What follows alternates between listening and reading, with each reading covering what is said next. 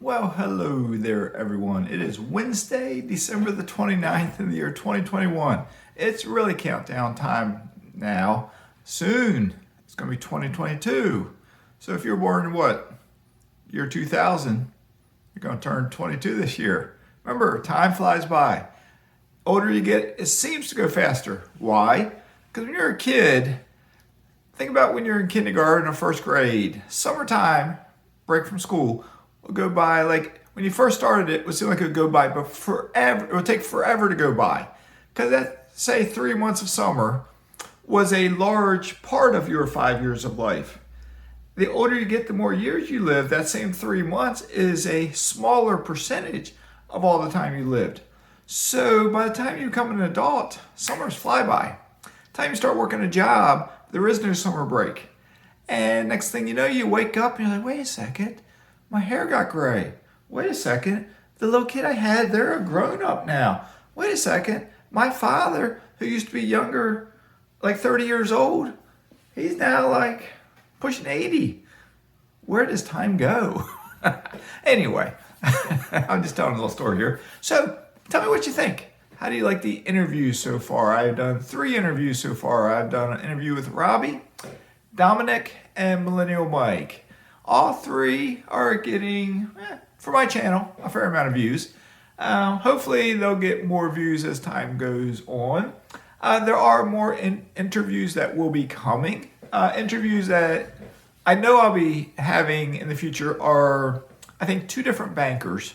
A banker I've used for probably almost 10 mortgages, and another banker that I'm using currently for a property I have under contract.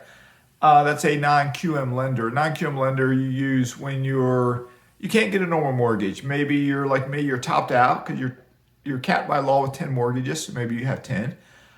Maybe you're self-employed, and maybe a conventional bank won't give you a mortgage because you're self-employed. Maybe your income's inconsistent, or whatever it is. Because the non-QM lender, what they do is they look at the asset. They don't look at you per se. They run a soft credit check, not a hard one. Like, it doesn't show up on my credit report. They just do a soft pull. But they don't ask for a tax return. They don't ask for W-2 income. They don't care about that. They look at the property. They look at how much rent it's going to get. They look at what cash flow is, what their mortgage will be. And they want to make sure that asset will cover the mortgage, and then you're good to go. Okay? So those 2 bankers, hopefully both will interview in the next week or 2 or 3. Let's see who else. One of my contacts with the oil industry, I need to remind him about it. I think he'll interview with me at some point. We were just texting earlier today. The mineral rights, I don't think I've reached out to him yet, so I'll reach out to them. It is the holidays right now, so I'll reach out maybe later this week or by next week when the holidays are kind of past. Then I have other folks in my mastermind group that I like to interview. They're at different stages of investing. I'm toying with the idea of trying to, I don't know if I'll be successful with this one, trying to get some person that I have spoken with, probably somebody locally, that is just resistant to investing. Maybe that's not the right word, but they haven't invested yet. I don't know if one of them would be willing, but I may, as I see them, if I do see them again, may bring up something to the effect that perhaps I'll interview them. We'll just chit chat about what are the roadblocks? Like, why don't you want to invest? It could be a 20-minute conversation. So we'll see, because whatever the reason is for them, it could be the same reason for you, perhaps, or somebody you know. So, but we'll see. I've also thought about reaching out to the Motley Fool, because I'm still a very small contractor for the Motley Fool. I don't know if I can get one of the 2 brothers to interview with me. They might. They both have met me before. Some of the other full-time staff, they know me. They've met me. We stay in touch.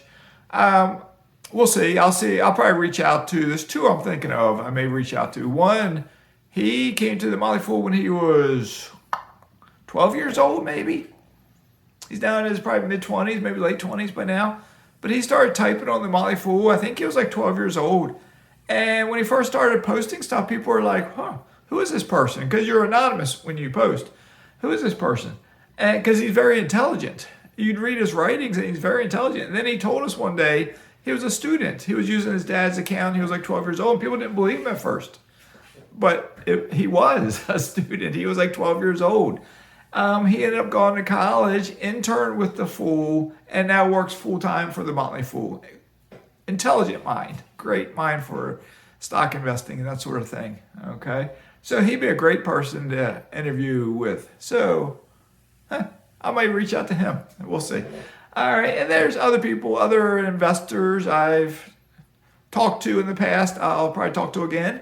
Other bigger real estate investors than I am that I've communicated with. I like to get them on there. But what I think my hesitation is, I know some of them would say yes, but if you're listening to me, and not a lot of you listen to me, but I'm the little guy. I was a blue collar worker.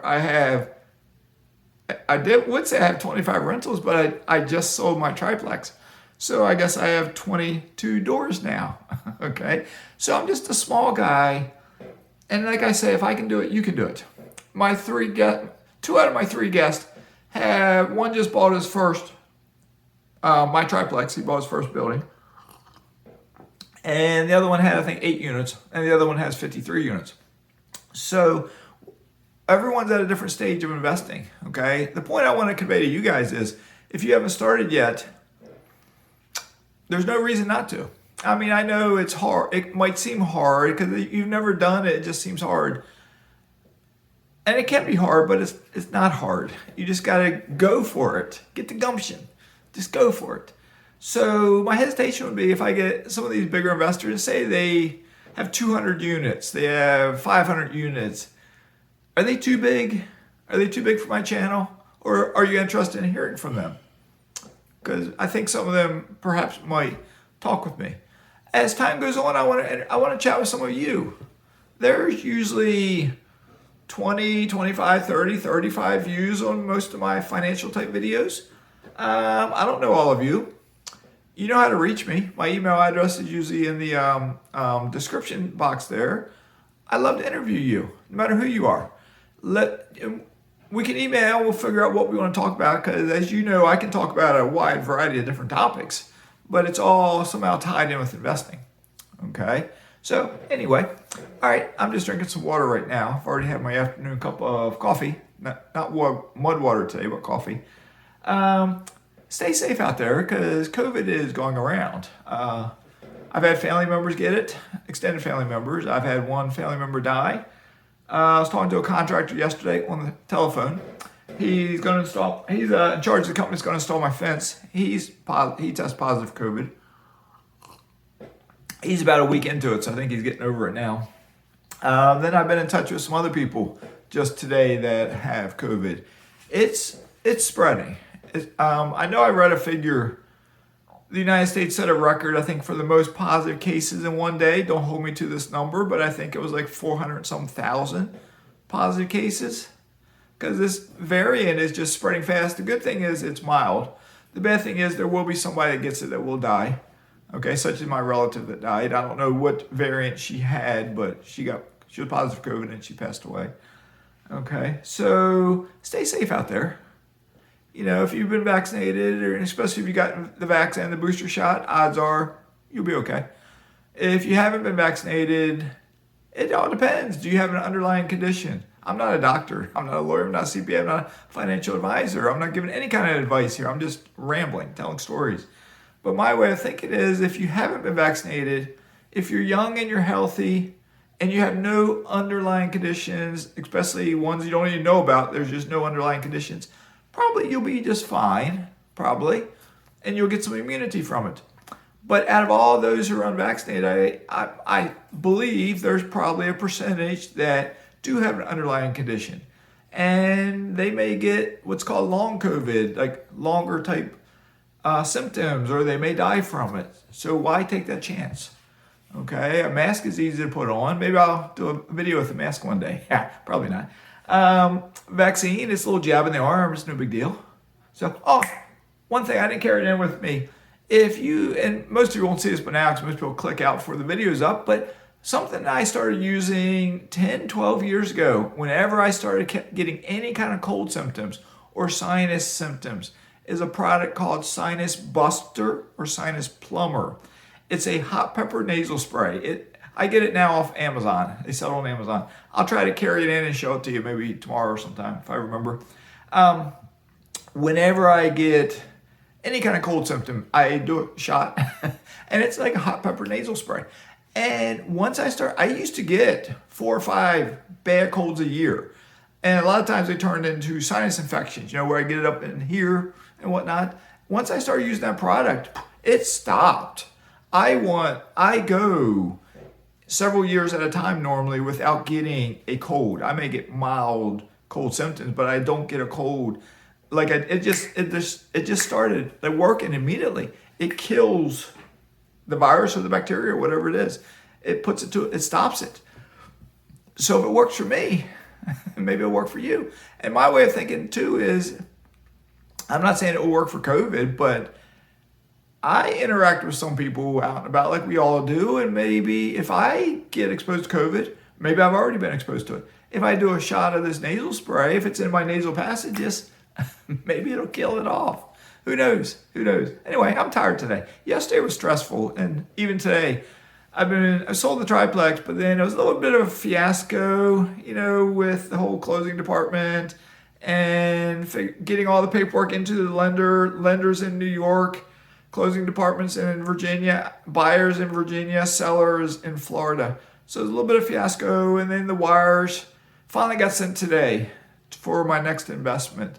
And I was just told a little bit ago they have received it. So that's good. So we'll talk more about that later, maybe next year. Next year is almost here. All right, y'all stay safe. Keep smiling. Keep loving life. I'll probably come back and talk to you tomorrow and the next day and the next day and the next day. I may miss a day here or there, but 2022 is going to be here soon. So Mazske is signing out.